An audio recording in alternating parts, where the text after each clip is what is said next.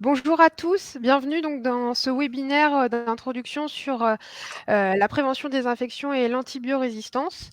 Comme on a pu lancer déjà depuis quelques mois cette habitude de vous proposer donc des webinaires à destination des représentants des usagers sur des introductions sur divers sujets. Aujourd'hui, on a la chance d'avoir quelqu'un du CIPIAS, donc le Centre d'appui et de prévention des infections associées aux soins, qui va être là pour nous présenter la stratégie nationale sur la prévention des infections et de l'antibiorésistance. Donc l'idée, c'est d'avoir des introductions à des sujets qui peuvent être assez complexes, mais dans lesquels le représentant des usagers a un rôle à jouer dans les prochaines années et comment vous, en tant que RU, vous pouvez agir dans votre quotidien. Heu, donc on va pouvoir avoir cette présentation qui sera, je peux le dire tout de suite, complétée au prochain semestre par des formations, notamment une formation sécurité du patient qui va être proposée dans les prochains mois. Donc la date devrait sortir très bientôt. Donc je vais laisser la parole à Gwenaëlle Locher qui est donc, praticien hygiéniste au sein du CEPIAS, qui va nous présenter, la stratégie et le rôle du RU. Petit rappel technique, pour vous qui êtes à distance, si vous avez donc, la moindre réaction que vous souhaitez partager avec tout le monde, je vois qu'on a déjà beaucoup de bonjours, dans le chat, donc, vous avez compris comment cela fonctionne, donc n'hésitez pas à partager vos réactions. Et pour les questions, il y a un petit onglet questions, donc dans laquelle je vous invite à partager toutes les questions à l'écrit. Moi, je pourrais les remonter à Gwenaëlle pour qu'on puisse les voir ensemble. Et donc, je rappelle, je vois qu'il y a une question, on le mettra par écrit, mais le CEPIAS, c'est le Centre d'appui et de prévention des affections associées aux soins. Donc, Gwenaëlle, je vous laisse la parole et bah, très bon webinaire. Bonjour tout le monde. Donc je vais vous partager un diaporama. Donc à la fois, je vais vous parler d'abord du CEPIAS, parce que je vois qu'il y a déjà une question sur qu'est-ce que c'est que le CEPIAS. Et puis ensuite, je vais vous détailler. Alors, je ne voulais pas que ce soit catalogue, mais ça allait un tout petit peu quand même. Mais on va essayer d'être la plus pédagogique possible et la moins... voilà, que ce soit quand même pas trop fastidieuse sur la stratégie nationale, donc qui est sortie il y a peu de temps. Stratégie nationale 2022-2025 de prévention des infections et de l'antibiorésistance. Donc moi, je suis Gwenaëlle Locher, je suis médecin, praticien hygiéniste donc au CEPIAS, dont je vais vous parler un tout petit peu. Alors, pour passer les diapos, c'est comme ça. Voilà, donc c'est quoi le CEPIAS pour démarrer? Donc c'est le centre d'appui pour la prévention des infections associées aux soins. C'est une structure régionale d'appui public qui a un financement spécifique, une ligne budgétaire spécifique de l'ARS, mais qui est hébergée dans les CHU, puisqu'il faut bien qu'on soit localisé quelque part, et donc qui est une structure chargée de mettre en œuvre les politiques nationales et régionales de prévention et de gestion du risque infectieux. C'est une structure qui, en fait, en tant que CEPIAS, n'existe que depuis 2017, mais qui existait depuis fort longtemps sous un autre acronyme que vous connaissiez peut-être, qui s'appelait le CECLIN, le Centre de coordination de lutte contre les infections nosocomiales, puisque vous savez qu'avant, on ne parlait que de nosocomiales, et maintenant, on parle plus largement d'infections associées aux soins. Donc, on a 3 missions qui sont l'appui, je vais vous les détailler après, hein, l'appui, l'animation et l'alerte.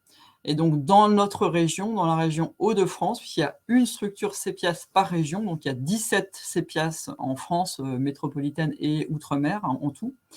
Et donc, nous sommes basés à Lille et à Amiens, en fait. Le site principal est au CHU de Lille, et puis il y a une antenne amiénoise où je travaille moi personnellement. Et puis nous sommes membres de ce qu'on appelle le réseau régional de vigilance et d'appui, qui comprend toutes les structures d'appui dont vous en connaissez peut-être certaines, l'OMEDIT, le centre anti-poison, les centres de pharmacovigilance, j'en oublie. Mais voilà, toutes ces structures sont rassemblés dans un réseau qui est coordonné par l'ARS, et on se réunit régulièrement pour parler des événements indésirables régionaux. Alors, un peu plus en détail déjà sur notre équipe, nous, en Hauts-de-France. Donc, il y a un site à Lille où j'ai une collègue praticien qui s'appelle docteur Meshkour, une infirmière, une secrétaire et un biostatisticien sous la coordination médicale du professeur Faure, qui est chef de service d'infectiologie au CHU de Lille, mais qui coordonne le CEPIAS, puisque nous n'avons plus de responsable depuis octobre 2019. Et donc, en cours de recrutement, il y a un poste de praticien disponible, 2 postes d'infirmière et un poste de cadre qui ne sont pour l'instant pas pourvus. Et puis, sur le site d'Amiens, il y a moi-même en tant que praticien, j'ai une secrétaire, et puis nous sommes en cours de recrutement d'une infirmière. Donc ça, c'est l'ensemble du CEPIAS sur la Seine. Vous voyez que ce n'est pas des grosses équipes sur l'ensemble des Hauts-de-France. Alors, donc, 3 missions, comme je vous le disais en tout début de présentation. Donc, la première mission, c'est ce qu'on appelle l'appui. Donc, c'est vraiment l'appui d'expertise, puisque nous sommes des hygiénistes, que ce soit les praticiens ou les infirmières. Et donc, le but, c'est vraiment d'apporter conseil, assistance sur la prévention des infections associées aux soins et sur la résistance aux antibiotiques dans tous les secteurs de soins. Donc, on travaille pour le sanitaire, le médico-social et le secteur de ville. Également, c'est d'essayer d'identifier des problématiques spécifiques à la région, puisque toutes les régions ne sont pas nécessairement confrontées exactement à la même chose, même si bien sûr les problèmes sont communs en termes d'infection et de résistance, et puis d'élaborer, en tout cas de contribuer à l'élaboration de la stratégie des plans régionaux, en particulier en collaboration étroite avec l'Agence régionale de santé. On doit valoriser la déclaration des infections associées aux soins et promouvoir la lutte contre l'antibiorésistance. Ça, c'est notre première mission. La deuxième mission, c'est l'animation territoriale, qui comprend de la formation, de l'information, de la sensibilisation. Donc, l'idée était vraiment de constituer et d'animer des réseaux de professionnels dans tous les secteurs de soins, encore une fois, pour permettre de mieux s'approprient mieux les recommandations, les réglementations, etc., les résultats de surveillance nationale. Une grosse mission de formation au niveau de tous les acteurs de la prévention, des professionnels de santé et des usagers. Donc, c'est aussi pour ça qu'on est ensemble ce matin et en lien avec les autres structures régionales concernées. Et puis, un travail qui n'est pas des plus simples, même si ça peut vous paraître anecdotique, c'est l'annuaire des ressources, parce que c'est quelque chose qui est assez difficile à tenir avec une bonne mise à jour. Et du coup, c'est un gros travail, en particulier au niveau des secrétaires. Et enfin, troisième et dernière mission, l'alerte. Donc, c'est tout ce qui est lié au signalement des infections associées aux soins. On investigue, on aide à l'investigation en tout cas, et on va appuyer la gestion soit à la demande des professionnels de santé eux-mêmes, soit à la demande de l'ARS. Et ça, c'est en particulier le cas sur le médico-social, où c'est en général le circuit, ça part de l'établissement, ça va vers l'ARS qui revient vers nous s'il y a un besoin d'appui, de se déplacer par exemple, d'aller gérer. On a par exemple aidé bien sûr à la gestion des clusters de Covid au plus fort de la crise sanitaire. Alors, quelques exemples. Alors, nos actions permanentes et continues, c'est vraiment donc l'expertise par mail et par téléphone. Ça, c'est très variable d'une journée à l'autre et d'une semaine à l'autre, mais ça, c'est permanent. Ça concerne, c'est quelque chose qui est continu. Et puis, on gère aussi le signalement, comme je vous le disais juste avant, éventuellement les alertes sanitaires. Et puis, ça, c'est la base qu'on doit tout le temps assurer. Et le reste, c'est nos dossiers, disons, plus de fond qu'on peut faire sur le reste de notre temps de travail et où on a une assez grande autonomie pour choisir avec qui on veut travailler, sur quel thème, en fonction des problématiques identifiées dans la région, évidemment. Alors, par exemple, dans le secteur sanitaire, on a développé ce qu'on appelle des visites de risque, qui sont un outil où on va aller analyser ce qui se passe. Par exemple, il y a des visites de risque en réanimation. Donc, on va se déplacer, on va voir les problématiques dans le risque infectieux et on va faire des propositions d'action. On a organisé également des webinaires thématiques pour les équipes opérationnelles d'hygiène qui gèrent le risque infectieux dans les établissements sanitaires. Et puis, on a un groupe de travail sur la gestion du risque infectieux en secteur psychiatrie. Groupe de travail régional. Donc, à chaque fois, l'idée, c'est d'inclure vraiment les professionnels de terrain, de faire du réseau et d'essayer de travailler tous en collaboration. Dans le secteur médico-social, on a une formation pérenne qui est bien installée maintenant, de formation sur la prévention du risque infectieux en EHPAD, qu'on peut élargir à l'ensemble du secteur médico-social, mais qui au départ a vraiment été pensé pour les EHPAD. Et on est en charge de la coordination des équipes mobiles d'hygiène qui sont en place depuis maintenant octobre 2019, qui sont gérées à la fois par l'ARS, enfin coordonnées par l'ARS et le CEPIAS, qui sont des équipes mobiles chargées donc d'aider à la prévention des risques infectieux dans les EHPAD qui adhèrent au projet. Et enfin, dans le secteur, ce ne sont que des exemples, hein, je vous ai mis juste quelques, je ne voulais pas faire non plus un catalogue, mais dans le secteur ville et usager, donc il y a la relation avec France Asso, hein, Santé, qui a repris là, pendant la crise Covid, on n'a pas eu beaucoup de temps, mais là, l'idée c'est vraiment de reprendre les collaborations dès que possible et continuer les actions. On a organisé des webinaires Covid, entre autres pour les médecins libéraux, en association avec l'URPS Médecins Libéraux, et en association avec les infectiologues du CHU de Lille. On a un groupe de travail pour les services de soins à domicile, et puis on a entrepris un certain nombre d'actions pédagogiques sur la prévention de l'antibiorésistance en direction de la ville. Je ne vais pas rentrer plus dans le détail parce que ce serait un petit peu long, mais si vous avez des questions, n'hésitez pas. Dans les projets à court terme, ça fait partie d'ailleurs de la stratégie nationale que je vous présenterai après, le projet de collaborer très étroitement avec une structure qui est un peu jumelle de la nôtre, qui s'appelle actuellement le CRAIF, Centre de référence en antibiologie des Hauts-de-France, qui est piloté par le professeur Faure, et qui va s'appeler normalement à terme, hein, comme toutes les autres structures identiques dans les autres régions, le Centre de référence en antibiothérapie, le CRATB. Et donc,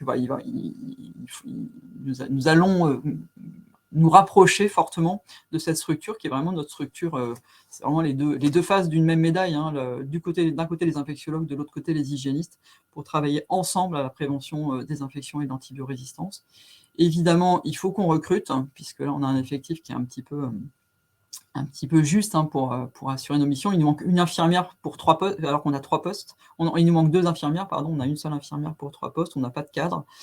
Donc ce sera vraiment une des grandes actions, enfin une des actions de cette année, c'est vraiment de trouver des professionnels pour renforcer notre équipe. Développer notre offre de formation, puisque pour l'instant on a ciblé les EHPAD, mais on voudrait vraiment l'élargir, et en particulier dans le médico-social, on voudrait proposer une offre beaucoup plus touffue, en tout cas plus complète. Poursuivre nos actions dans le secteur sanitaire, hein, qui sont déjà bien implantées, vraiment renforcer les liens avec le secteur de ville, libéral, et aussi tous les salariés des SIAD, SPASAD, etc. Et puis promouvoir les équipes mobiles hygiène, qui sont donc des équipes mobiles qui interviennent dans les EHPAD. Juste pour compléter, alors là, il y a une petite... il y a le logo qui vient manger la phrase, mais il y a les CEPIAS, donc il y en a 17 en France, sont coordonnés au sein d'un réseau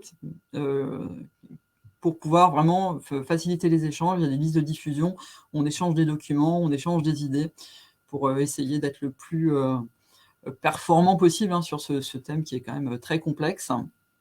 Et puis certains CEPIAS, mais pas le nôtre, ont des missions nationales. Je ne vais pas rentrer dans le détail parce que ce serait un petit peu long, mais si ça vous intéresse, n'hésitez pas à aller sur le site des CEPIAS, hein, dont je vous ai mis l'adresse ici.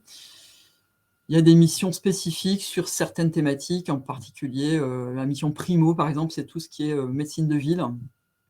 La mission Matisse, c'est tout ce qui est pédagogie. Et puis après, les autres, c'est vraiment c'est ce qui existait déjà avant, hein, sur la prévention des infections liées aux actes invasifs, à la chirurgie, et tout ce qui est lié à l'antibiorésistance, enfin, la prévention de l'antibiorésistance. Je ne vous détaille pas. Si vous avez des questions, n'hésitez pas. Et puis, si vous voulez aller vous-même creuser, n'hésitez pas à aller sur le site des CEPIAS, où vous aurez tous les détails que vous voulez. Voilà, j'en ai fini pour la première partie sur le CEPIAS, sur c'est quoi et quelles sont nos missions. Si vous avez des questions, j'y réponds maintenant avant qu'on passe vraiment à la partie stratégie nationale. Si vous n'avez pas de questions, j'enchaîne.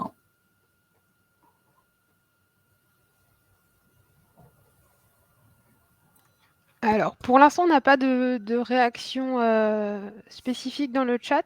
Moi, j'aurais une petite question. Est-ce que vous auriez un exemple? Vous parliez d'action pédagogique à l'égard du grand public. Ça serait quoi un exemple très précis? Alors nous, pour l'instant, les actions pédagogiques, c'est pas vers le grand public, c'est plus les actions pédagogiques sur l'antibiorésistance, c'est vraiment plus vers les infirmières qu'on voulait s'orienter pour, entre autres, par exemple, sur la pertinence de certains examens d'analyse d'urine, par exemple, pour faire moins d'examens, pour qu'il y ait moins de prescriptions antibiotiques. Enfin, faire des examens que quand c'est vraiment pertinent de le faire. Et ça, on voulait travailler avec, c'est pas encore démarré, on voulait travailler avec les infirmières de ville, parce que c'est elles souvent qui sont amenées à faire les examens, les ECBU. Et sur le grand public, pour l'instant, je vais le détailler un peu dans la stratégie nationale, c'est écrit dans la stratégie, mais le détail, ce sera dans les mois à venir, et ce sera sous la coordination du ministère, des agences régionales de santé. Donc pour l'instant, on n'a pas de détails plus que ça, mais bien sûr, les questions sont... C'est une stratégie, vous allez voir, qui est extrêmement large, et tout est encore ouvert en termes de mise en œuvre. Pour l'instant, c'est vraiment... la stratégie était écrite. Après, il restera vraiment à la mettre en œuvre. Mais je vais vous le... Alors, exemple concret vers les libéraux. Pour le moment, alors nous, on a fait une enquête déjà de connaissances et de besoins vers à la fois les infirmières libérales, enfin les infirmiers libéraux, les médecins et les kinés, pour essayer de savoir un peu quel était leur niveau de connaissance. Et ça, c'était vraiment la première étape, parce qu'on ne peut pas faire d'action sans qu'on ne sait pas déjà à quoi on a affaire. Et pour le moment, pour être tout à fait honnête, on a un peu mis en stand-by les actions, parce qu'on ne peut pas, avec l'effectif qu'on a aujourd'hui, on ne peut pas créer de nouvelles actions, en fait. C'est vraiment trop... c'est trop difficile. Après, concrètement, ce qui a déjà été fait par le passé, par le CEPIAS vers les libéraux, il y a eu des actions sur la prévention des accidents d'exposition au sang, par exemple, pour eux, pour qu'ils travaillent aussi en sécurité. Nous, on a fait un certain nombre de webinaires pour les infirmières libérales, pour les kinés libéraux. Et donc après, là, les prochaines étapes, c'est d'essayer de savoir quels outils pourraient leur être utiles. Par exemple, on a fait une affiche sur la prévention des infections qu'on leur a diffusée. Enfin voilà. Mais pour l'instant, on n'a pas d'autres actions programmées, parce qu'on n'est pas assez nombreux. Et tant que moi, parce que ah oui, ça, je ne vous l'ai pas dit, mais en fait, la répartition des tâches, en quelque sorte, au niveau du CEPIAS, comme il y a trois secteurs de soins, il y a le secteur sanitaire, secteur médico-social et secteur de ville, on s'est répartis entre collègues pour que chacun ait son domaine. Et donc la ville, c'est moi. Enfin, c'est moi, c'est Amiens, et donc c'est moi, et c'est une infirmière, sauf que je n'ai pas d'infirmière pour le moment. Et donc, toute seule, je ne peux pas relancer des groupes de travail avec l'HAD, les SIAD, etc., tant que je n'ai pas une collègue. Voilà. Mais c'est juste une petite pause. Et puis évidemment, pendant les 2 ans de Covid, on a fait que du Covid. Vraiment intégralement, de mars 2020 à, je dirais, à la rentrée 2021, on a fait 100% Covid, vraiment. Et donc, du coup, évidemment, tout le reste est... Alors, ça ne veut pas dire qu'on n'a pas travaillé avec les gens de la ville, mais on a travaillé sur le Covid, intégralement. On a fait, par exemple, on a participé à des webinaires avec les médecins libres, et puis on a participé à la formation des équipes qui se déplaçaient à domicile des patients pour expliquer l'isolement, etc. Ça, c'était avec l'URPS. Donc, tous les liens sont créés avec les URPS, avec les professionnels, mais les actions ne sont pas toutes encore mises en œuvre. Mais ça va venir. Est-ce que, du coup, est-ce qu'il y a d'autres questions sur... Non, je ne pense pas que le réseau Doctolib est absolument pas fait pour ça. Enfin, c'est vraiment un site de rendez-vous. Et puis, c'est une entreprise privée. La sensibilisation, ça passera, tout ce qui est sensibilisation, etc., il faut vraiment que ça passe par les autorités sanitaires. Enfin, ça va être vraiment des actions pilotées par le ministère, et puis les ARS. Je vais vous le décliner un peu, ça va être décliné vraiment en régional. Je n'ai pas le concret, mais je vais vous expliquer déjà ce qu'il y a dans cette stratégie dans un premier temps. Alors, stratégie nationale, qui est sortie vraiment tout récemment, ça fait un moment qu'elle est en route, mais évidemment, il ne vous aura pas échappé que le Covid a un petit peu tout perturbé. Donc, ça a pris un certain temps. C'est un gros travail collectif entre infectiologues, hygiénistes, ministères, etc. Enfin, je vous encourage vraiment à aller lire le dossier de presse, et puis à aller regarder même la stratégie elle-même, parce qu'elle est un peu dense, mais toutes les actions sont détaillées de façon... c'est assez facile quand même d'aller voir les actions qui vous intéressent, parce que c'est pas, comment dire, il y a vraiment des petits chapitres, donc vous pouvez aller voir que les chapitres qui vous intéressent, vous n'êtes pas obligé de tout lire, parce qu'en tout, elle fait quand même plus de 80 pages. Et d'ailleurs, je ne vous détaille pas tous les axes, je vous détaille que les axes dans les diapos qui suivent, que les axes qui vous concernent un peu plus ou qui nous concernent nous, pour que vous ayez un peu une vision de notre rôle, du rôle qu'on va jouer. Alors, la stratégie nationale, donc pilotée par le ministère de la Santé, évidemment. Alors, il y a une autre chose qu'il faut bien avoir en tête, c'est que vous savez que les élections ne sont pas encore passées, et que bien sûr, cette stratégie, elle est rédigée, mais qu'elle va être à la charge du prochain gouvernement. Et donc, ça va évidemment dépendre aussi du résultat des élections en termes de mise en œuvre. C'est le futur ministre de la Santé qui en aura la charge. Alors, c'est quoi cette stratégie nationale? Ça remplace le PROPIAS. Je ne sais pas si vous étiez un peu au fait de ce que c'était que le PROPIAS. Le PROPIAS, c'était l'ancien... Il y avait avant des programmes quinquennaux de prévention du risque infectieux, mais c'était vraiment ciblé sur la prévention des infections associées aux soins. Et donc, il y avait un programme tous les 5 ans. Et donc, en 2015, il y a eu le PROPIAS, qui changeait déjà par rapport au plan précédent, dans la mesure où il s'intéressait à l'ensemble des secteurs de soins, alors qu'avant, on s'intéressait qu'au secteur hospitalier. Donc 2015, déjà, ça s'élargit un peu, ça s'élargit aux 3 secteurs de soins, et le plan essaye déjà de raisonner en termes de parcours de patients. Mais là, la stratégie nationale, elle est beaucoup plus vaste, beaucoup plus ambitieuse encore, puisqu'elle dépasse complètement le cadre des soins, pour une approche complètement globale, qui va concerner tout le monde, le citoyen, les enfants, l'éducation, la recherche, les professionnels de santé, etc., etc. Et qui fusionne 2 volets de la prévention des infections, le bon usage des antibiotiques et la prévention, ce qu'on appelle prévention contre les infections. Donc le bon usage des antibiotiques, c'est plutôt la prérogative des infectiologues, puisque là on est vraiment sur la prescription. Et puis prévention contre les infections, c'est notre rôle à nous, c'est le rôle des praticiens hygiénistes, des équipes de prévention, d'hygiène. Et donc, il y a un très fort pilotage régional dans cette stratégie qui est détaillé. Alors, chaque action, il est détaillé qui doit la piloter. Donc, il y a à la fois un pilotage national et un pilotage régional. Et puis, il y a des indicateurs de suivi que je ne vous détaillerai pas complètement, mais dont je vous dirai un petit mot à la fin. Alors oui, on est suspendu aux élections, mais cela dit, on n'est pas suspendu complètement. La stratégie, elle est sortie, et on n'imagine pas que, quels que soient les résultats, quelle que soit la couleur du futur, la future Assemblée nationale, personne ne peut se passer de cette stratégie nationale après ce qui vient de se passer pendant plus de 2 ans maintenant. Il n'est plus question de mettre de côté ces thématiques-là. Enfin, elles n'étaient pas mises de côté d'ailleurs, c'est juste que là, la stratégie est un peu plus ambitieuse, un peu plus forte. Ça existait déjà, mais là, c'est un peu plus vaste, c'est un peu plus costaud en termes de stratégie. Donc là, les ambitions pour 2025, en 2025, c'est bientôt, ça va arriver très vite. Les ambitions sont assez fortes, et en particulier en direction du grand public déjà, pour que le grand public acquiert vraiment un socle de connaissances sur les principes. Évidemment, il ne s'agit pas que chacun soit capable de... il ne s'agit pas de faire de tout le monde des infectiologues, au contraire, il faut laisser le travail des infectiologues aux infectiologues et le travail des experts aux experts, mais que quand même tout le monde ait des notions sur la prévention du risque infectieux, et qu'est-ce qu'on peut faire de simple dans sa vie de tous les jours pour prévenir les infections.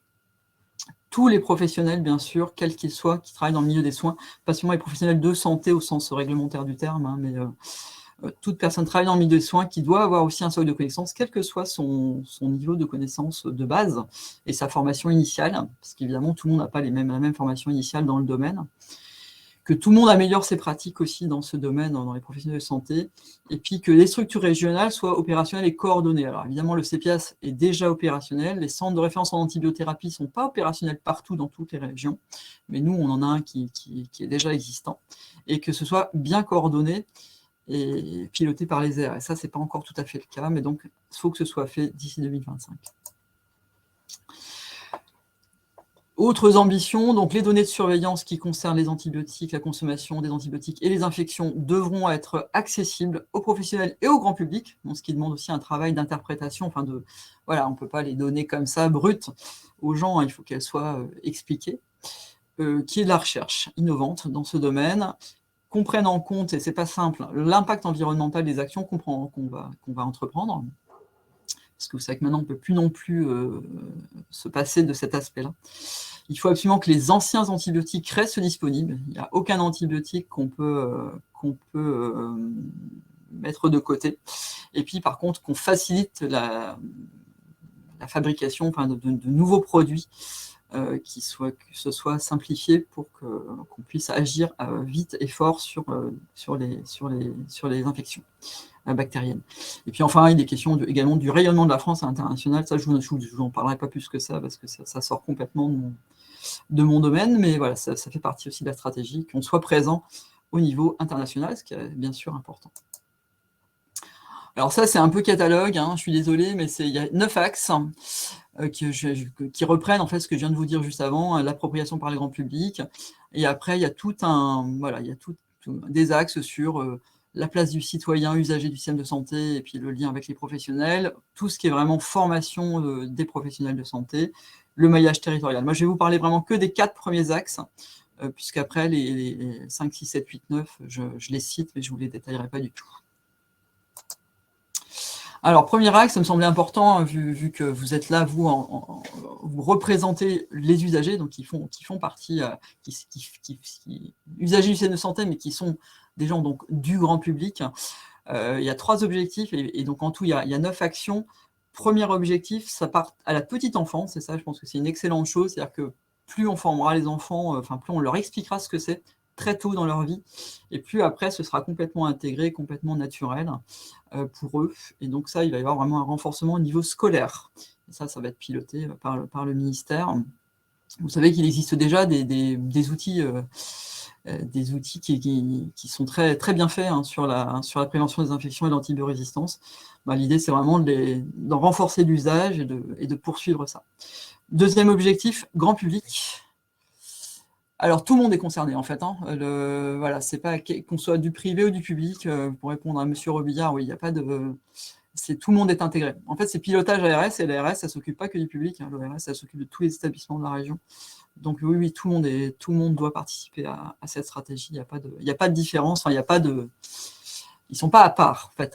Le privé doit complètement prendre la main là-dessus également. Deuxième objectif, donc grand public, sensibilisation à la prévention des infections communautaires. Alors pour juste un petit mot de sémantique, si ce n'est pas forcément clair pour tout le monde, donc infection nosocomiale, infection associée aux soins, c'est une entité, disons, commune. En fait, infection nosocomiale, c'est des infections acquises à l'hôpital. Les infections associées aux soins, c'est les infections acquises dans les soins, donc quel qu'il soit,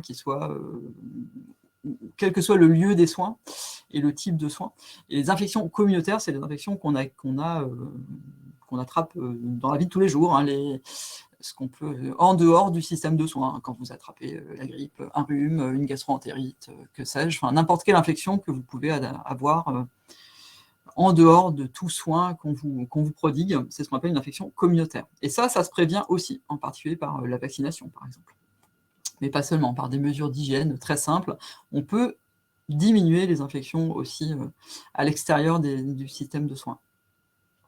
Troisième objectif, à renforcer, alors là c'est là qu'il est question des usagers, renforcer la place des organisations et des représentants des usagers dans les dispositifs nationaux et régionaux. Je sais que vous êtes déjà présents dans les CLIN, par exemple, il y a des représentants des usagers qui sont invités au CLIN.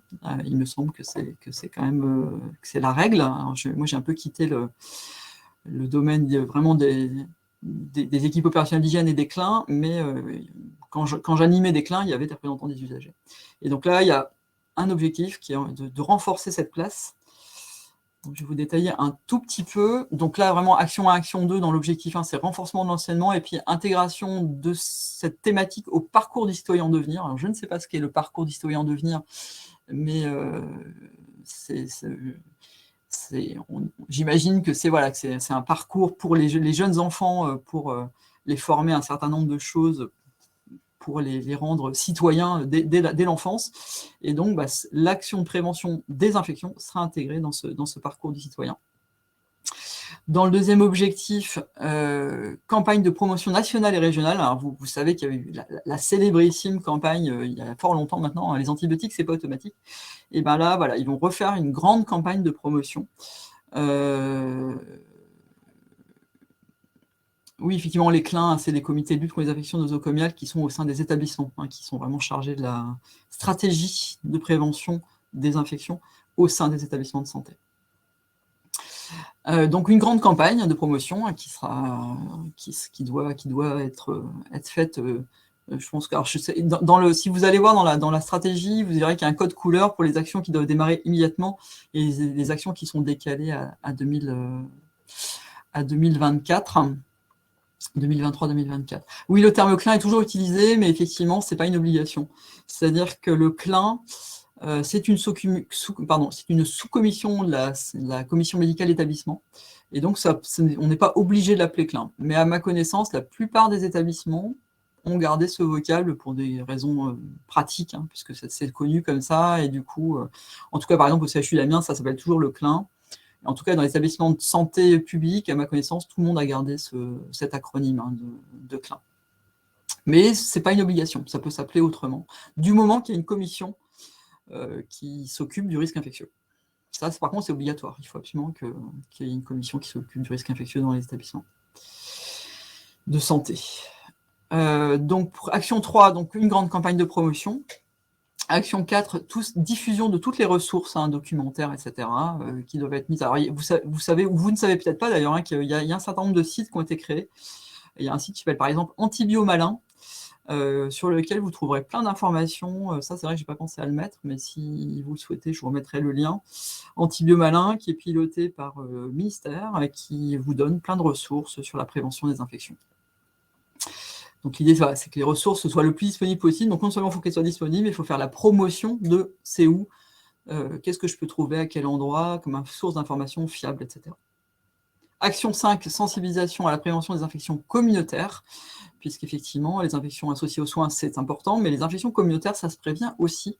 Et ça, c'est important d'en faire dans le grand public, de redonner des bonnes pratiques, des choses simples, hygiène des mains. Quand je suis malade, je reste chez moi, ou en tout cas, je mets un masque. Voilà. Là, les masques,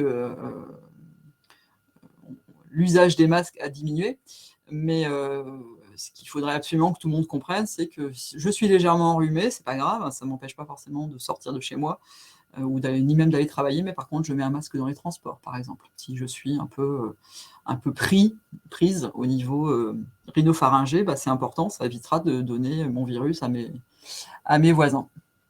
Alors, est-ce qu'on peut partager Antibiomalin? Moi, je veux bien qu'on partage Antibiomalin, du coup. Vous le partagez sur le... C'est pour le partager à l'écran ou c'est pour le partager sur les ressources communes? Il a été envoyé aux D'accord, okay, participants. donc je n'ai pas besoin de l'ouvrir, c'est ça? Non, pas du tout. C'est des envois qui apparaissent sur les écrans des participants, comme ça, ils les ont en direct. Super. Action 5, j'en étais là. Action 6, donc sensibilisation aussi. On est toujours vers le grand public, pour que les infections bénignes soient prises en charge le mieux possible. À quel moment j'ai besoin d'antibiotiques, à quel besoin je n'ai pas besoin d'antibiotiques. Voilà, les infections virales ne se traitent pas par antibiotiques. Quelles sont les infections à protection vaccinale, voilà. Après, j'ai pas évidemment pour le moment le contenu de tout ça, c'est dans la stratégie et c'est pas évidemment nous, le CPS, qui allons nous occuper de ça. Mais voilà, l'idée, c'est vraiment que les infections bénignes soient prises en charge le mieux possible pour qu'elles soient à la fois bien soignées et ne pas utiliser des ressources antibiotiques, par exemple, qui ne servent à rien. Et ça, plus le grand public sera informé là-dessus, et mieux il comprendra les choses, et mieux ce sera. Et enfin, action 7, vers les parents et les professionnels de la petite enfance, pareil pour la prévention, toujours des infections, plutôt des infections communautaires, du coup. Et puis, troisième objectif, ça c'est l'objectif sur les usagers. Alors là, je vous dis vraiment ce qui est écrit dans la stratégie. Moi, je n'ai pas, le détail ou comment ça va se passer concrètement. C'est d'une meilleure intégration des représentants des usagers dans toutes les instances de prévention. Et ça, c'est un pilotage ARS, ces actions-là. Donc, ce sera du coup à France Asso Santé, peut-être de faire le relais, de se renseigner auprès de vos correspondants habituels, Et puis, ça ne va pas se faire instantanément, il va falloir du temps pour que ce soit mis en place. Et puis, de mobiliser toutes les organisations qui sont intéressées par ce thème de prévention pour les associer à la promotion des actions. Plus on sera collaboratif sur ce sujet, mieux ce sera. C'est bien évident, hein, qu'il faut vraiment tous travailler main dans la main sur ces thèmes. Alors, je vais donc passer à l'axe 2, qui est un axe assez transversal en fait, de l'usager au professionnel de santé. C'est-à-dire que voilà, il y a les usagers, il y a le grand public, mais de l'usager au professionnel, il y a tout un lien à développer, qui existe déjà évidemment, hein, mais de continuer à développer. Alors là, il est question de partenariat patient pour essayer que le patient soit lui-même partie prenante. Ça fait longtemps qu'on en parle, c'est pas encore forcément beaucoup mis en œuvre pour que le patient soit aussi partie prenante de sa propre prévention, en fait, hein. Puisque, comme vous le savez certainement, en plus avec le développement de l'hospitalisation à domicile, etc., le patient a lui-même besoin d'avoir des informations de qualité et de comprendre ce qu'il faut faire et ne pas faire pour prévenir les infections. Je prends un exemple, hein, si on est en hospitalisation à domicile et qu'on a, par exemple, des dispositifs invasifs, parce qu'on a une perfusion continue, parce qu'on a un porte-à-4, parce qu'on a de la chimio, etc., qu'est-ce qu'il faut faire, qu'est-ce qu'il ne faut pas faire, qu'est-ce qu'il ne faut absolument pas faire, si on est porteur, par exemple, d'un cathéter de longue durée. Il y a vraiment des choses à savoir. Et ça, il y a déjà des outils qui existent, mais il faut vraiment en évaluer la pertinence et puis continuer à former les usagers là-dessus. Il y a une petite faute d'orthographe, j'ai oublié un S. Et deuxième objectif, donc là, il y a 2 objectifs et 5 actions. Dans le deuxième objectif, c'est vraiment la formation des professionnels, mais aussi des administratifs, qui, vous le savez, hein, ont quand même la responsabilité des actions, enfin, ont la responsabilité de la stratégie dans les établissements. Donc vraiment, à la fois renforcement de la formation initiale, de la formation continue, et puis de la formation spécifique de certains professionnels dans les structures locales qui sont chargés de la prévention. Et il y a vraiment énormément de gens qui s'occupent de prévention des infections, mais c'est peut-être un petit peu, enfin, il faudrait peut-être revoir un peu le socle de formation dont ils ont besoin pour vraiment donner des bonnes informations à tout le monde. Et puis, formation des administratifs, parce qu'effectivement, il faut que les directeurs soient bien au fait de leurs prérogatives et de leurs responsabilités dans la prévention du risque infectieux. Voilà pour l'axe 2. Et puis, enfin, l'axe 3, c'est vraiment le renforcement de la prévention tout au long du parcours du patient, avec vraiment là, les actions de promotion. Alors ça reposera beaucoup sur les équipes opérationnelles d'hygiène et aussi sur le CEPIAS pour ce qui est des établissements médico-sociaux où il n'y a pas d'équipe opérationnelle d'hygiène. Donc vraiment faire des actions de promotion, des précautions standards. Vous savez que les précautions standards, c'est l'ensemble des précautions à mettre en œuvre pour faire de la prévention du risque infectieux dans les soins. Et entre autres, l'hygiène des mains. Hein, c'est vraiment c'est une chose extrêmement simple en théorie, mais qui n'est pas toujours assez bien mise en œuvre. Et donc ça, il faut vraiment le renforcer absolument, mais aussi le port du masque à bon escient, etc., etc. Enfin, je ne vais pas vous refaire les précautions standards, mais il y a tout un tas d'actions à continuer à promouvoir. C'est déjà le cas, bien sûr, depuis des années, mais encore en le renforçant encore. Renforcer la prévention dans les établissements médico-sociaux, où là, il n'y a pas d'équipe opérationnelle d'hygiène. Donc là, ça va vraiment reposer sur les CEPIAS, l'ARS, et les équipes mobiles d'hygiène, si on arrive à les déployer de façon plus importante. Faire de la promotion de la vaccination, évaluer les programmes d'action aussi, hein, bien sûr, et puis travailler dans une perspective interprofessionnelle, hein, parce que le risque infectieux concerne tout le monde, ce n'est pas l'apanage des médecins ou des infirmières, tout le monde est concerné. Il faut vraiment essayer de travailler en interprofessionnel pour faire réfléchir davantage et créer des interactions aussi. Deuxième objectif, le bon usage des antibiotiques. Donc évidemment, des recommandations, il en existe déjà, mais continuer à en faire sur tous les domaines, toutes les infections qui existent, et puis les diffuser. La Haute Autorité de Santé a fait des fiches qui sont très bien faites sur la prévention, enfin sur le bon antibiotique dans un certain nombre d'infections. et je ne suis pas certaine qu'elles soient suffisamment accessibles ou diffusées, ou la promotion n'en est peut-être pas suffisamment. En fait, elles existent, elles sont très bien, mais est-ce qu'elles sont suffisamment bien connues des utilisateurs? Ça, c'est une question qui est importante de se poser. Renforcer évidemment l'utilisation des outils existants. Il existe énormément de choses, mais il faut, encore une fois, pareil, diffuser, partager, et ça, il faut trouver les moyens de faire ça le mieux possible, le plus efficacement possible, pour qu'il n'y ait pas de doublons, qu'il n'y ait pas des gens qui travaillent sur des sujets alors que des outils existent déjà, pour ne pas perdre d'énergie et de temps. Développer des interventions, essayer d'être innovant, essayer de développer des nouvelles formes d'intervention, de pédagogie, etc. Vous savez que maintenant, on essaye de faire de la pédagogie active, utiliser les outils numériques, faire des vidéos, etc. Enfin, essayer voilà, de faire... Le discours, il ne change pas, les grands principes restent les mêmes, mais faire des interventions plus innovantes pour essayer de faire mieux passer notre discours. Et puis, sur le cahier, il y a des outils d'aide à la prescription, et là, il est question voilà, d'avoir un cahier des charges bien clair sur un système d'aide à la prescription et sur les outils numériques pour vraiment faire quelque chose de très efficace. Et enfin, l'axe 4, c'est le dernier axe que je détaillerai un tout petit peu, c'est le maillage territorial. Alors, c'est vraiment moi qui suis, enfin moi, nous, CEPIAS, qui sommes vraiment concernés, puisque nous faisons partie des structures régionales. Et donc, l'objectif, c'est de continuer. En fait, les réseaux existent déjà, mais il faut les renforcer. Renforcer la mise en commun des actions CEPIAS et ce dont je vous parlais tout à l'heure, le centre de référence en antibiothérapie, pour avoir des actions communes. Poursuivre les actions du réseau des CEPIAS. Comme je vous disais tout à l'heure, il y a un réseau national des CEPIAS, et donc les centres de référence en antibiothérapie qui sont beaucoup plus jeunes, hein, qui commencent seulement à être vraiment créés partout, le ministère leur demande également de créer un réseau sur le modèle de notre réseau des CEPIAS, pour faire la même chose, pour être le plus collaboratif possible à l'échelle nationale. Il va y avoir, ça va démarrer, ça va être 2022 pour 5 ans, des nouvelles missions nationales. Je vous ai parlé tout à l'heure des missions nationales des CEPIAS, et là, il va y avoir des nouvelles missions nationales communes CEPIAS et centre de référence en antibio, qui vont être, que je ne connais pas, hein, pour l'instant, elles n'ont pas encore été... c'est Santé publique France qui va les proposer, il va y avoir un appel à projet.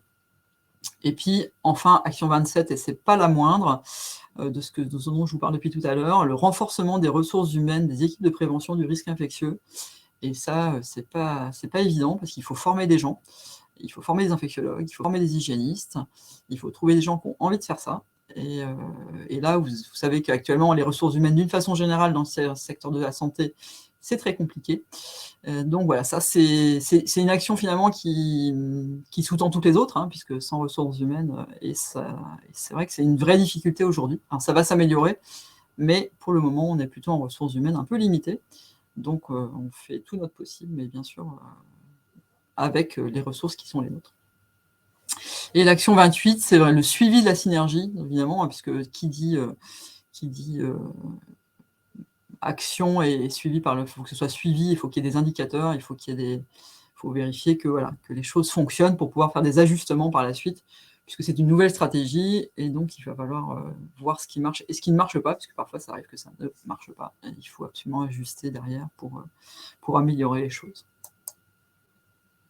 Et voilà, et les axes 5 à 9, je ne vous les détaille pas du tout. Vous pouvez les retrouver dans les liens que vous avez mis en partage France Asso. Donc après, c'est une histoire on dit question des données de santé qui doivent être partagées, d'une recherche innovante et attractive, de l'axe préservation de l'environnement, de préserver les produits, les antibiotiques qui existent, et puis d'en développer d'autres, et puis du rayonnement de la France à l'international. Et là, on sort un petit peu de mon domaine de compétences. En annexe, il y a 43 indicateurs tout de même. Donc, qui dit stratégie dit indicateur de suivi. Je vous en ai mis juste quelques tout petits exemples qui sont très frappants. 70% de couverture vaccinale, donc ça c'est l'objectif 2025, 70% de couverture vaccinale antigrippale chez les professionnels de santé. Aujourd'hui, on n'est pas du tout à ce niveau-là. On est en dessous de 50% très largement. Donc voilà, là, il y a un gros travail de promotion de la vaccination antigrippale chez les professionnels de santé. Et je crois que l'objectif pour les professionnels de ville est fixé à 80%, parce qu'ils sont plus avancés, ils sont mieux vaccinés que les professionnels des établissements de santé. Et que du coup, comme ils partent déjà d'un peu plus haut, on leur a donné un objectif un petit peu plus ambitieux. 100% des établissements devront avoir atteint leur objectif de consommation de solutions hydroalcooliques, ce qui n'est pas du tout le cas aujourd'hui. Plus de 80% des résidents et patients devront recevoir une information sur l'hygiène des mains. Aujourd'hui, c'est très minoritaire. Vraiment, c'est encore dans l'idée de développer un partenariat aussi entre les professionnels et les patients, et pour que les patients et les résidents soient partie prenante de la prévention. Et puis, ce ne sont que 4 exemples sur 43, réduction d'au moins 20% de la consommation d'antibiotiques critiques. Alors, antibiotiques critiques, ça peut vous paraître un mot comme ça, que ce serait certains antibiotiques très pointus, mais dans les antibiotiques critiques, il y a par exemple l'Augmentin, qui est un antibiotique extrêmement prescrit en ville. Eh bien, moi non plus, monsieur Robillard.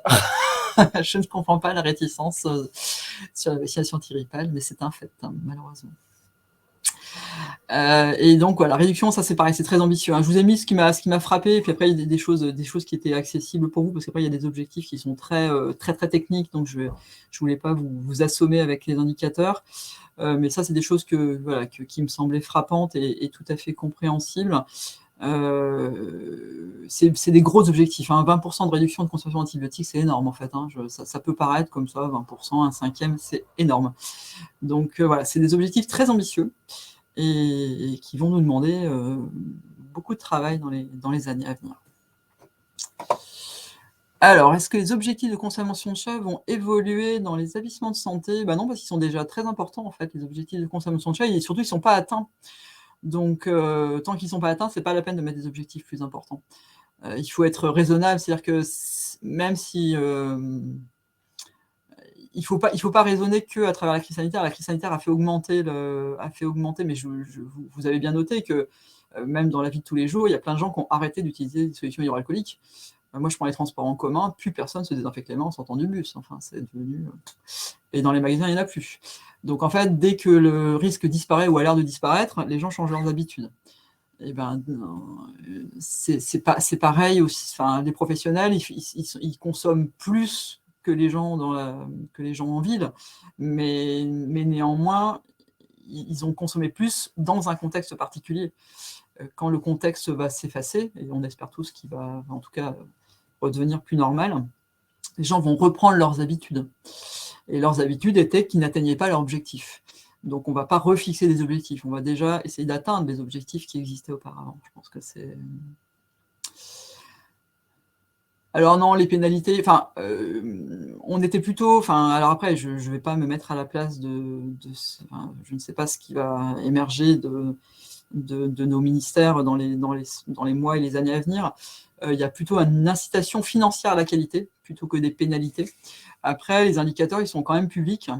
Et donc, bien sûr que si vous n'atteignez pas vos objectifs, vous avez déjà un défaut de... comment dire éventuellement de réputation. C'est-à-dire que les objectifs sont quand même affichés, officiels, etc. Après, la pénalité, après, il faut plutôt essayer de savoir pourquoi les gens ne font pas pourquoi ils n'atteignent pas leurs objectifs. Parce que il y a plein de raisons. C'est pas je veux pas en fait. C'est pas nécessairement de la mauvaise volonté. C'est que c'est parfois complexe. Il faut déjà qu'ils comprennent à quoi ça sert. Pourquoi les solutions alcooliques c'est aussi efficace. Pourquoi nous on en fait la promotion. Il faut qu'ils aient de la solution alcoolique qui soit à disposition. Il faut qu'elle soit placée au bon endroit, etc., etc., etc. Donc c'est des choses qui prennent du temps. Et ça se fait pas ça prend vraiment du temps. C'est comme toute prévention, c'est des actions longues.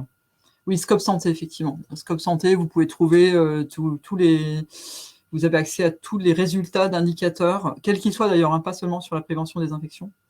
Vous aurez l'ensemble des indicateurs obligatoires qui seront affichés dans Scope Santé, tout à fait. Et normalement, effectivement, ils doivent être affichés. Ils doivent être affichés dans l'établissement ou sur le livret d'accueil. Il y a effectivement des obligations de ce point de vue-là. Qui consulte Scope Santé, ça, je ne sais pas. Moi, si j'étais hospitalisée, je pense que j'irais voir, quand même. Après, ça fait pas tout, hein. Enfin, je veux dire, c'est pas, vous n'allez pas dans un établissement que parce qu'il atteint ses objectifs en termes d'indicateurs, vous allez dans un établissement parce que vous avez un secteur qui est de pointe, dont vous connaissez la réputation, ou vous allez là parce que c'est le seul service régional qui s'occupe de telle ou telle pathologie aussi, bien sûr. Donc, mais c'est intéressant d'aller y voir. Et les usagers ont leur rôle à jouer pour interpeller les gens qui les soignent. Hein. C'est pas toujours facile, mais c'est quelque chose qui existe dans d'autres pays et qui peut être développé. Voilà. Je pense qu'il y a des pays, en particulier anglo-saxons, qui font beaucoup plus participer les patients à leur propre prise en charge, en fait, en disant, bah oui, mais... et l'hygiène des mains, alors. Voilà. Sans agressivité, hein, mais... Si par exemple vous constatez que dans votre chambre le distributeur de solutions hydroalcooliques est vide, ce qui arrive, rien ne vous empêche de dire à l'équipe, vous avez vu, là, il n'y a plus de solutions hydroalcooliques. Donc c'est... Voilà. Est-ce que vous avez des questions? Je ne sais pas si j'en avais terminé, je regarde. Oui, tout à fait. Ça commence à effectivement évoluer. Alors, si le scope santé a fermé, il faudra voir ce qu'il remplace. Ça, là-dessus, honnêtement, je n'ai pas la réponse. Comme moi, je fais plus d'indicateurs, enfin, comme je suis plus en équipe opérationnelle, je m'occupe plus des indicateurs de façon directe. Oui, Donc, effectivement, Scope Santé est fermé, mais un nouveau site devrait le remplacer bientôt selon le site internet de l'HAS.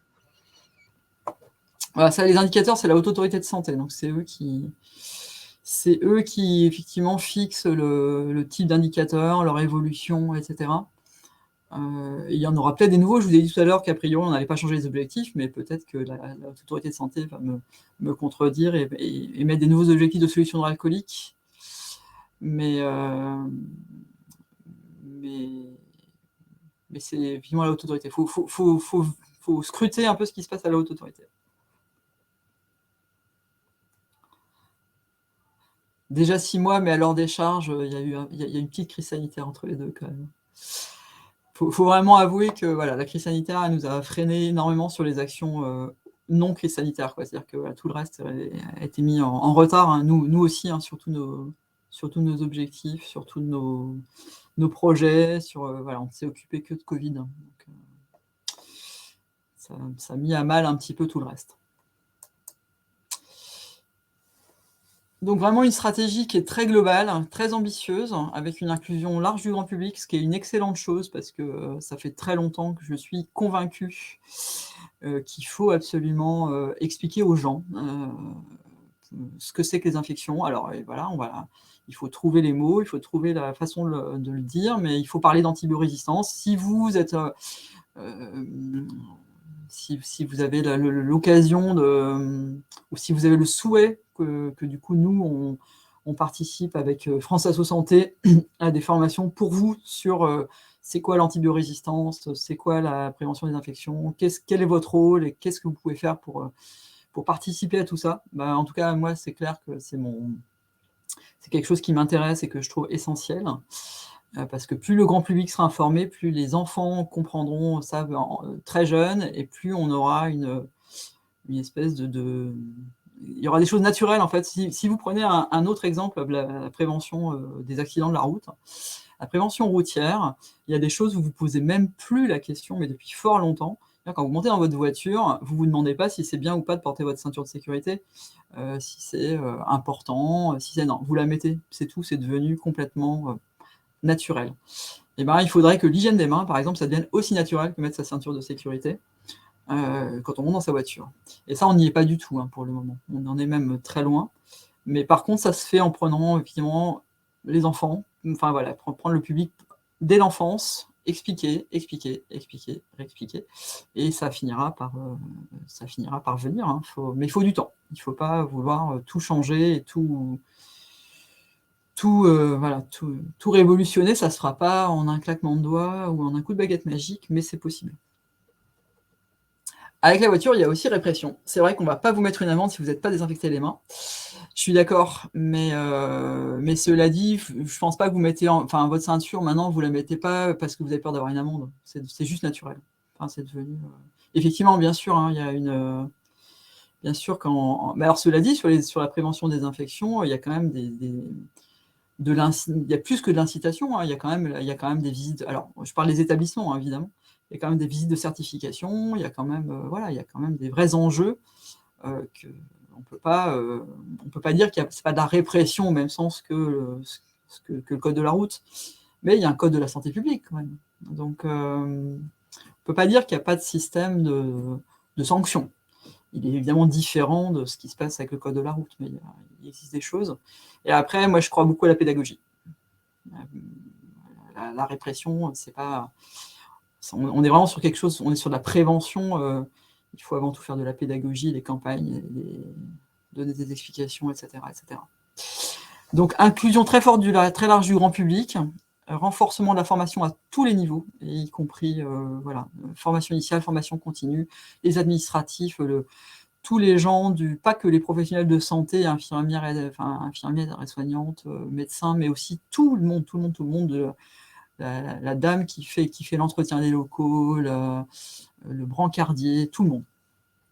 Le rôle des représentants des usagers, un grand maillage territorial, vraiment le plus fin possible et le plus interactif, enfin le plus, comment dire, interprofessionnel possible, sous l'égide de l'ARS évidemment.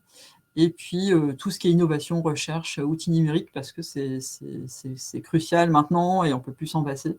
Et ça me permet vraiment de diffuser un certain nombre de messages de façon un peu nouvelle pour essayer de toucher notre public, nos publics, le plus efficacement possible. Voilà pour ce que j'avais envie de vous dire ce matin. Si vous avez des questions sur autre chose, au départ, je voulais vous faire un petit point Covid, mais j'ai vraiment pas eu le temps. Mais si vous avez des questions sur un point particulier. Alors, pourquoi un groupe de travail régional animé par le CIPAS sur le domaine de la psychiatrie? Parce que la psychiatrie... Alors d'abord parce que le secteur psychiatrique est tout à fait concerné par le risque infectieux, même si ça peut être non intuitif comme ça au premier abord. Ensuite, ils ont très peu de recommandations nationales. En fait, la psychiatrie est intégrée dans les établissements sanitaires sur le plan réglementaire, mais c'est un secteur extrêmement particulier, évidemment, en raison du type de patients accueillis, et ce qui fait que la mise en œuvre des précautions est compliquée. Par exemple, la prévention du Covid dans le secteur psychiatrique, en théorie, c'était exactement les mêmes recommandations qu'en établissement sanitaire comme un CHU, hein, et en fait, c'est pas possible. Enfin, c'est pas possible. On peut pas faire la même chose dans un hôpital psychiatrique que dans un hôpital médico-chirurgical. Donc voilà, ils ont vraiment besoin qu'on travaille avec eux pour une adaptation des mesures et puis pour remplacer ce qui n'existe pas au niveau national ou très peu, c'est des recommandations spécifiques pour leur secteur. Et puis enfin, il y a une grosse dynamique dans la région du secteur psychiatrique sur ce plan-là. Et du coup, voilà, c'est un groupe de travail qui marchait très bien. Et on a très bien travaillé depuis 2019 et même avant. Et là, on a réussi à aller au bout de ce qu'on voulait faire. On a créé un certain nombre d'outils. Et entre autres, on a fait un système de questions-réponses sous forme un peu de jeu sur la prévention des bactéries multirésistantes. Et donc voilà, ce groupe va se mettre un peu en stand-by parce qu'on a plein d'autres enjeux et qu'on ne peut pas travailler sur tous les secteurs en même temps. Mais c'était un groupe qui a été très efficace et qui a très bien marché. Et il y a des enjeux spécifiques, surtout liés au type de patients accueillis. Voilà, pour répondre à M. Bayeul.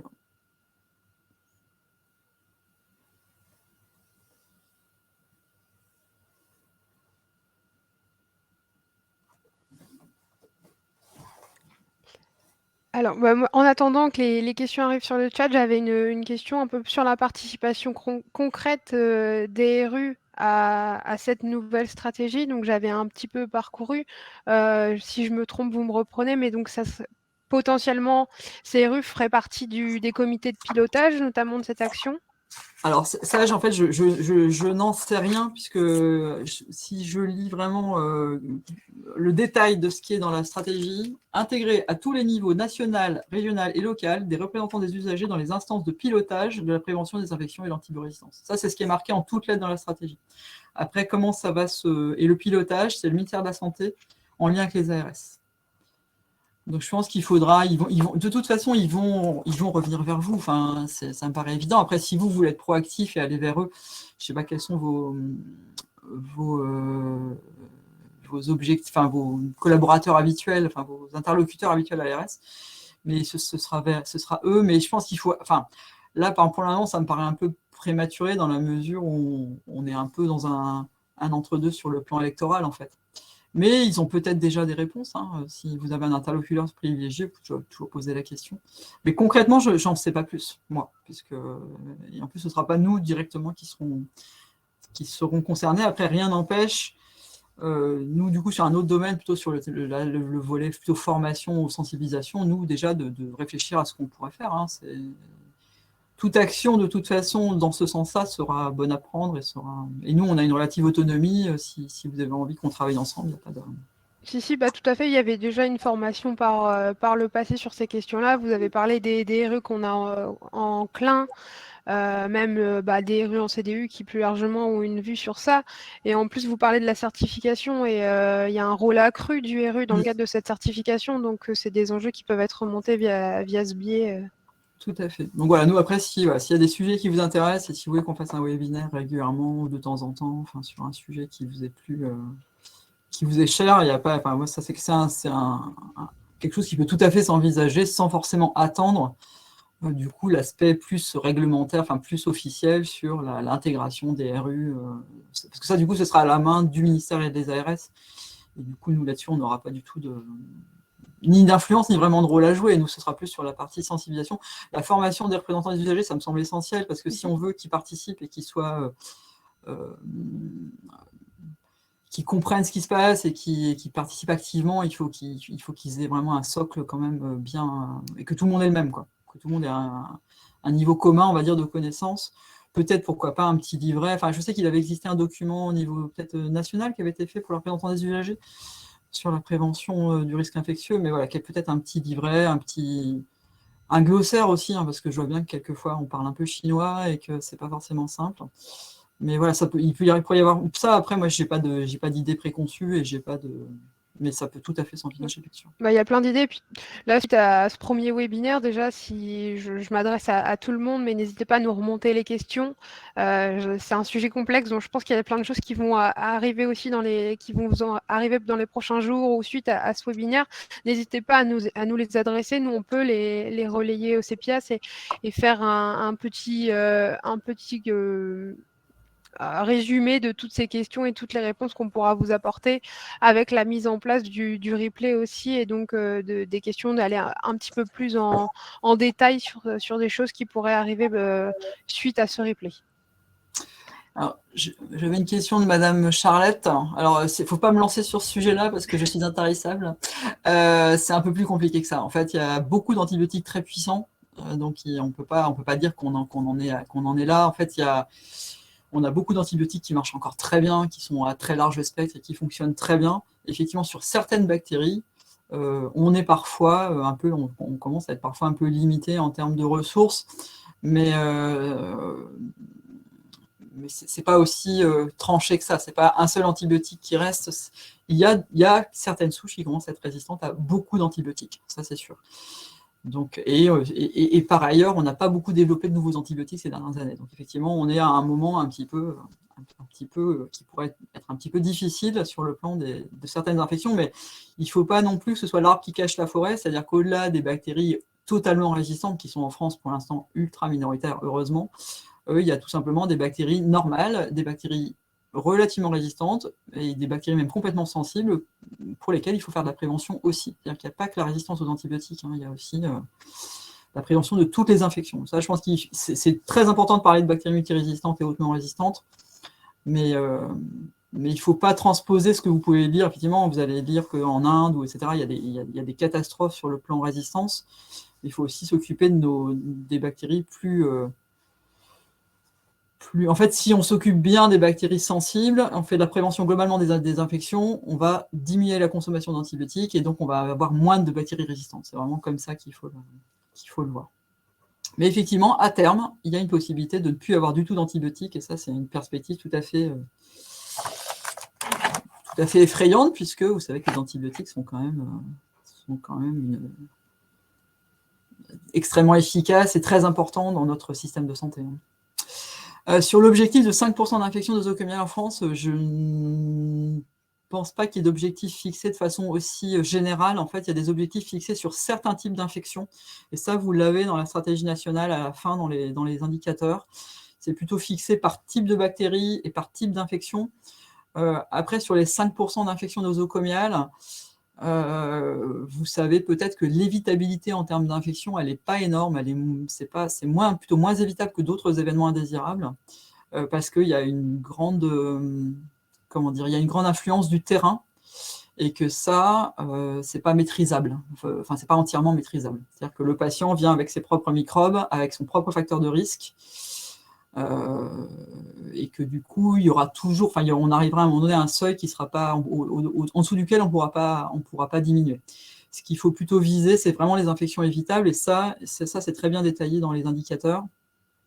Par exemple, les infections sur cathéter, où là, vraiment, il y a des actions à entreprendre pour les diminuer.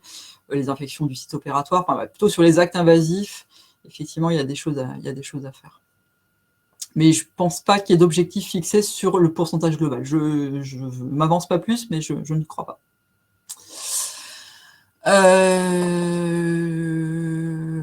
Ouais, on est bien d'accord. Mais alors là, si vous me lancez sur les antibiotiques, on en a pour la matinée. Hein, je vous le dis tout de suite, parce que c'est mon dada. Mais oui, bien sûr qu'il y a un enjeu global. Mais si vous voulez qu'on fasse un webinaire sur l'antibiorésistance, ce sera avec plaisir. Mais c'est un sujet à part entière. En fait, il faudrait y passer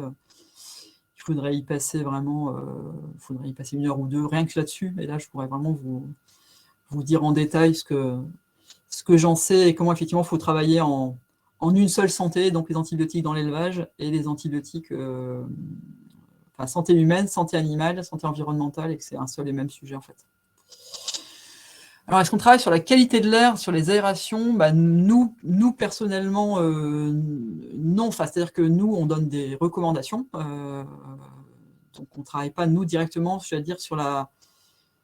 Si vous voulez dire qu'on travaille sur l'aspect vraiment de ce qu'il faudrait faire sur le plan stratégique, nous, on n'est pas là-dessus.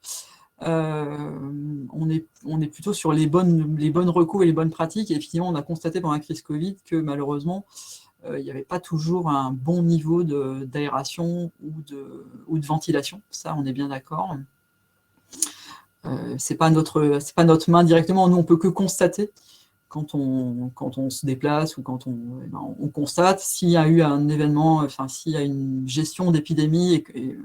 Mais bon, on va pas reconstruire les pattes, c'est très difficile. C'est-à-dire que là, c'est comme dans les écoles. On ne peut pas détruire toutes les écoles et les refaire aux normes. C'est quelque chose de très complexe qui prendra du temps. Mais on ne travaille pas directement sur la qualité de l'air intérieur. On donne nos recos sur l'aération et sur le renouvellement d'air, mais qui est une recommandation de bon sens, en fait. C'est-à-dire que quand vous ouvrez les fenêtres, vous renouvelez l'air. Cela dit, comme vous le savez, on ne peut pas ouvrir les fenêtres dans les établissements de santé pour d'autres raisons. Parce qu'il ne faut pas faire rentrer l'air extérieur. Et puis parce que y a le risque suicidaire aussi. Donc voilà, l'ouverture des fenêtres en établissement de santé, c'est une problématique extrêmement complexe. Donc c'est pas si simple que ça. Par contre, dans les EHPAD, effectivement, c'est un peu plus facile pour ouvrir sur l'extérieur. Ouais, le conso, je vais pas polémiquer sur Consorès. Je sais que c'est pas évident, mais si vous avez un souci avec Consorès, il faut faire remonter à la mission Spares. Mais qui sera l'outil après, ce qui sera quand même, je conçois qu'il soit perfectible, mais une des choses dans laquelle ils appuient fortement dans la stratégie nationale, c'est d'utiliser les outils qui existent et qu'il n'y ait pas justement des outils différents qui soient c'est pas que chacun ait ses outils dans son coin, parce que l'idée c'est d'avoir vraiment des outils globaux et des outils partagés. Et ça, ils vont vraiment insister. Gwenaëlle, je me permets de vous couper, mais est-ce que vous pouvez faire un petit effort de pédagogie? Parce que là, je pense que vous parlez entre professionnels et on a perdu à peu près tout le monde. Alors, Consores, c'est un outil de suivi des consommations d'antibiotiques et des résistances des bactéries dans les établissements de santé, qui est piloté par la mission nationale SPARES, portée par le CEPIAS Grand Est. Donc, si vous voulez tout savoir, après, franchement, c'est un peu pour les RU, je pense que c'est pas leur... Enfin, ils peuvent savoir que ça existe, mais c'est vraiment, on est vraiment dans le domaine très expert. Mais si ça vous intéresse, vous pouvez les taper toujours sur le site du REPIAS dont on a donné l'adresse tout à l'heure, sur la mission SPARES, qui vous donnera quelques détails. C'est la mission de prévention de l'antibiorésistance dans les établissements de santé, donc portée par le CEPIAS Grand Est. C'est une des 5 missions nationales. Et donc, ça fait partie des outils qui sont, dont la stratégie nationale demande à ce qu'ils soient le plus partagés possible et qu'on se serve des outils déjà existants et pas en créer des nouveaux, justement, pour que ce soit plus efficient. Mais si certains ont des difficultés, il faut qu'ils fassent remonter directement à la mission concernée.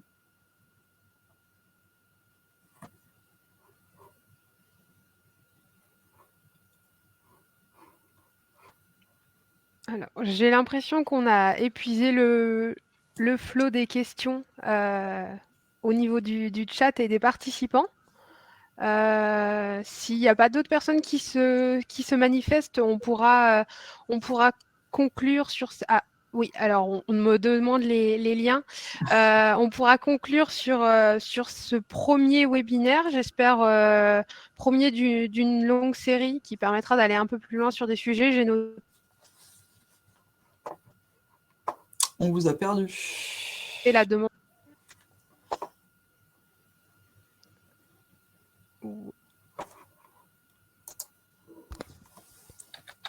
Alors, est-ce que vous m'entendez? On vous entend de nouveau, oui. Voilà. Donc, je disais, on a bien noté la demande pour aller un peu plus en détail sur la question de l'antibiorésistance. Et on est tout à fait d'accord sur cette nécessité de formation des représentants des usagers et de la nécessité qu'on travaille ensemble pour cette montée en compétences. Je précise aussi qu'on a évoqué la question de la certification et que nous proposons mercredi après-midi un webinaire avec l'HAS au niveau national sur le rôle du RU dans cette certification. Donc, je vous remettrai le lien qui vous permet de vous inscrire et qui permet à ce niveau-là de voir aussi le rôle accru du RU de jouer dans cette nouvelle certification. Je voudrais remercier toutes les personnes qui nous ont écoutés ce matin. Comme j'ai pu le préciser précédemment, le webinaire sera en replay et le document qui a été projeté va être aussi mis à disposition. Et les divers liens seront repris. On vous fera une page sur notre site régional qui permettra de reprendre aussi tous les liens, toutes les choses qu'on a pu évoquer au cours des échanges ce matin. Donc, Madame Louchet, je vous remercie aussi de votre participation et de l'effort de pédagogie sur une stratégie qui est quand même assez complexe et effectivement 90 pages assez lourde. Donc, je vous remercie d'avoir fait ce travail pour les RU qui étaient présents ce matin. Mais je vous en prie. Après, si j'ai d'autres idées de liens qui pourraient vous intéresser, je vous les enverrai. J'ai le mail de Mme Cassaringran. De toute façon, vous êtes peut-être en copie des mails. Tout à fait. Voilà, comme ça, parce que j'avais pensé antibiomalin, mais il y en a peut-être d'autres. Et puis après, je pense qu'il va falloir vraiment guetter ce qui va se passer, puisque là, c'est vraiment juste la stratégie. Il va falloir surveiller ce qui émerge au niveau régional. Et si on a des infos, je les renverrai vers vous. Enfin, il y aura un partage. Et puis l'ARS aussi va pouvoir vous renseigner sur la suite. Absolument. Je vous remercie. Nous, on met tout ça en place pour le partager avec tout le monde. Et donc, je vous souhaite à tous une bonne journée et à bientôt pour un prochain webinaire sur plein d'autres sujets. Au revoir. Au revoir.